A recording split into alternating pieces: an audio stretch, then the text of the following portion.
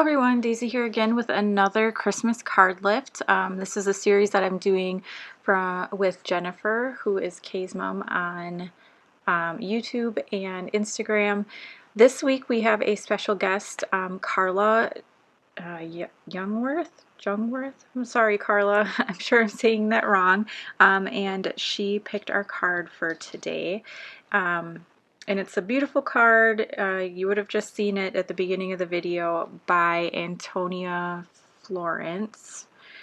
You can find her on Instagram. And yeah, so what I decided to do is I really enjoyed the kind of layering of the snowflakes over on the left-hand side of Antonia's original card. So that's kind of what I'm taking and running with. And I have these poinsettia flowers. This is a Stamping Up stamp that I got from one of my friends, Liz. And I'm just using a bunch of different colors of ink to stamp it. The red I'm using, so it's all archival ink. The red is vermilion, the light blue or light green is vivid chartreuse, the dark green is library green. And then I had pulled out a couple other colors, but I don't end up using them. And I'm just kind of layering the stamps over, keeping them really over to that left-hand side, as Antonia did in her card. And I'm just making sure that kind of the colors are spread out. I was just going to leave it with this poinsettia flower, but then I do come back in with a couple of little snowflake stamps off of this little stamp set, and I can't remember. That stamp set is from Basic Gray. I got it, I don't even know when I got it or where I got it. Like, it's just been forever and ever that I've had it. So just going around again, mixing up my colors, trying to make sure that all the colors are represented. On one of the card bases I had a little bit of white space that I didn't stamp in with the poinsettia, so I'm filling it in with these snowflakes. And just kind of going around and making sure that everything is filled in. I am actually cleaning my stamps in between, and that is mainly because I